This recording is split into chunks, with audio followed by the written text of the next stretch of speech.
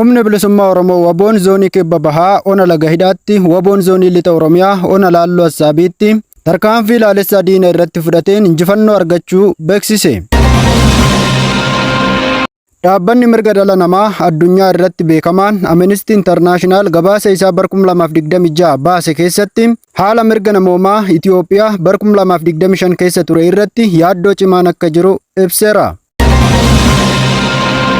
Harri eebila 27 bara 2026 ashamaa akkam jirtu kabajamtoota dhaggeeffattoota keenya kun sagalee qeerroo bilisummaa Oromooti. Hanga xumura sagantaa keenyaatti nu waliin turaan affeerraa keenya.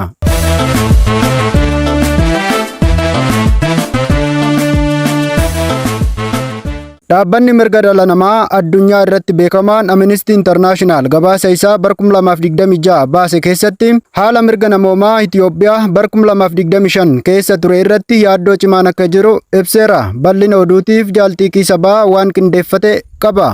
Dhaabbanni mirga dhala namaa addunyaa irratti beekamaan Amnesty International gabaasa isaa waggaa bara 2026 baase keessatti haala mirga namoomaa Itiyoophiyaa bara 2025 keessa ture irratti yaaddoo cimaan akka jiru ibse jira. Gabaasni kun haala mirga namoomaa addunyaa 2026 jedhamuun kan maxxanfame yoo ta'u, sarbiinsi mirga bu'uuraa yakkaaf itti gaafatamummaa dhabamuu fi dhiphina iddoo siivikii irratti bal'inaan xiyyeeffata. Dhaabbatichi akka ibsetti Itiyoophiyaa keessatti sarbiinsi mirga namoomaa bara dheeraaf itti fufaa jira. Addatti gocha seermaleessummaa raawwatamaniif qaamonni mootummaa itti gaafatamummaa jalaa miliquun miidhaa dabalataa gurguddoo hedduu akka raawwatamu taasisuu fi waraanni hidhannoon jabaatee itti fufuu fi nagaan dhabamuu waliin wal qabatee yaaddoo guddaa uumuu ibse. Naannoo Tigraay keessatti bara 2020 keessa yakka waraanaa raawwatame irratti hanqinnii fi itti gaafatamummaan seera idilee addunyaa jalatti hanga ammatti hin mirkanoofne jechuun gabaasichi ifa godheera. Gama biraatiin loltoonni naannoo Oromiyaa fi Amaaraa keessatti jabaatee itti fufuun wal qabate mootummaan Itiyoophiyaa dargaggoota barattootaa fi manguddoo humnaan gara dirree lolaa geessaa jiraachuun isaa sarbiinsa mirgoota namoomaa daran hammeessuu akka ta'e gabaasni kun ni agarsiisa. Akkasumas miidhaan lammiilee nagaa hidhaa seeran alaa dararaa fi ajjeechaa itti fufuu ibse jira. Rakkoon buqqaatotas gabaasa keessatti bal'inaan kaafamuun addatti magaalaa Finfinnee keessatti piroojeektiin misooma koriidarii jedhuun mootummaan hojiirra oolaa jiru namoota kumaatamaan lakkaa'aman humnaan qe'ee isaanii irraa buqqisuu isaa Amnestiin ibsee jira. Mootummaan piroojeekticha akka misooma bu'uuraalee magaalattii fooyyessuuf jedhuun ibsutti hojii irra oolmaa isaa garuu miidhaa hawaasaa guddaa fiduu gabaasichi ni addeessa. Ilaalcha bilisummaa hawaasaa irratti dhaabbatichi akka jedhutti labsiin waldaalee siivikii irratti fooyya'insi jedhamu hojiirra yeroo oolu dhugumatti bilisummaa hir'isuu iddoo siivikii dhiphisaa jira. Kunis mootummaa harkatti aangoo guddaa walitti qabuu fi qaamolee to'annoo mootummaan ala ta'an jabeessuu danda'a jedhan. Bara 2025 keessa hiriirri ogeeyyota fayyaan geggeeffame waliin wal qabate namoonni hedduun hidhamuu isaanii gabaasichi yaadachiiseera. Isaan keessaa gariin mindaa xiqqoo fi haala hojii mormuu isaanii ji'oota dheeraaf hidhamuun isaanii ibsamee jira. Haala waraana biyyattii keessa deemaa jiruun wal qabate dubartootaa fi shamarran miidhaa ulfaataa keessumaa miidhaa saalqunnamtii waraanaan wal qabatuuf saaxilamaa jiraachuu Amnestiin hubachiisee jira. Miidhaan saalee irratti hundaa'e naannolee waraanni itti hin deemne keessatti illee dabalaa jiraachuu isaa mootummaan seeraa fi nageenya irratti hanqina guddaa akka qabu mul'isa jedhee jira. Dhuma irratti dhimma baqattootaan wal qabatee Itiyoophiyaan baqattoota yoo xiqqaate 600 ta'an seeran ala gara Eertiraa deebisuu isaa gabaasichi balaaleffateera. Namoonni deebifaman kunneen hidhaa dararaa fi dirqama waraana keessatti hirmaachifamuu akka isaan mudate ibsuun mootummaan Itiyoophiyaa sarbiinsa mirga namoomaa raawwatamaa jiru akka dhaabu itti gaafatamummaan seeran akka mirkanaa'uuf waamicha dhiyeesseera. Humni bilisummaa Oromoo Waboon zoonii kibba bahaa Oromiyaa keessatti tarkaanfii ilaalessaa waraana mootummaa irratti fudhateen injifannoo argachuu beeksise.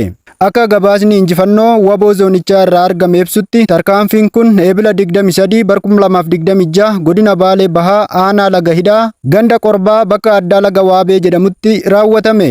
Tarkaanfii kanaan loltoonni mootummaa lama battalatti kan du'an yommuu ta'u hedduun isaanii immoo akka lammata tajaajila lolaa kennuu hin dandeenyetti madoo ciccimaan adabamuun isaanii himame. Gama injifannoon meeshaalee waraanaa akka qawwee keemmii 2 hidhannoo guutuu waliin akkasumas ragaaleen adda addaa dugda loltoota mootummaa irraa hiikamuun harka waboo seenee moonaa qabsoo bilisummaa Oromootiif galii taasisuun beekameera. Haaluma wal fakkaatuun waboon zoonii lixa Oromiyaa keessatti illee tarkaanfii biraa fudhachuu isaa ibse. Tarkaanfiin kun eebila 26 bara 2026 godina lixa Wallaggaa aanaa Laaloo Assaabii ganda Innaangoo keessatti kan raawwatame yommuu ta'u, loltoota mootummaa kanneen uummata nagaa maqaa gibiraan hiraarsaa jirtu irratti tarkaanfii fudhateen injifannoo argamsiise. Tarkaanfii kanaan loltoonni PP gariin isaanii kan du'an yoo ta'u, kanneen hafan keessaa immoo hedduun isaanii madoo ciccimaan rukutamuun isaanii ibsameera. Gama injifannoon qawwee keemmin 3 hidhannoo guutuu waliin harka waraana bilisummaa Oromoo seenuun moonaa qabsoo bilisummaa Oromootiif galii taasifameera. Haalum kanaan waboon zoonii lixaa Wallagga Bahaa aanaa Diggaa keessattis tarkaanfii cimaa loltoota PP irratti fudhateen du'aa fi madoon adabuu beeksiseera.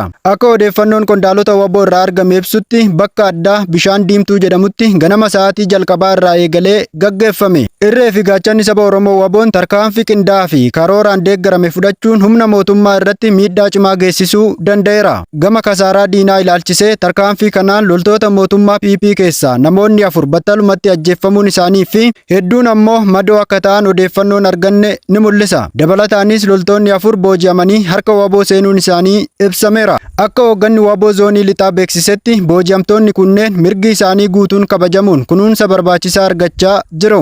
Akkasumas gara maatii isaanii deebi'uun dura haaromsa sammuu fi leenjii yookiin barnoota akka argatan taasifamaa jiraachuu isaanii ibsaniiru. Gama injifannoon meeshaan waraanaa qawwee keemmin 8 hidhannoo guutuu waliin akkasumas dookumantiiwwan garaagaraa loltoota mootummaa irraa hiikamuun harka waraana bilisummaa Oromoo seenee dantaa qabsoo bilisummaa Oromoo tumsuuf akka oolan himameera. Gama biraatiin uummanni Oromoo biyya keessa fi ala jiraatan injifannoowwan kanatti gammaduu isaanii ibsanii hanga bilisummaan Oromoo fi walabummaan Oromiyaa dhugoomuutti waan danda'aniin waraana bilisummaa Oromoo cinaa dhaabbachuu isaanii ibsaniiru. Injifannoon waraanni bilisummaa Oromoo argamsiisaa jiru kun qabsoon jabaatee itti fufaa jiraachuu kan ibsuu fi deeggarsa uummataa cimsuuf akka oole ni hubatama.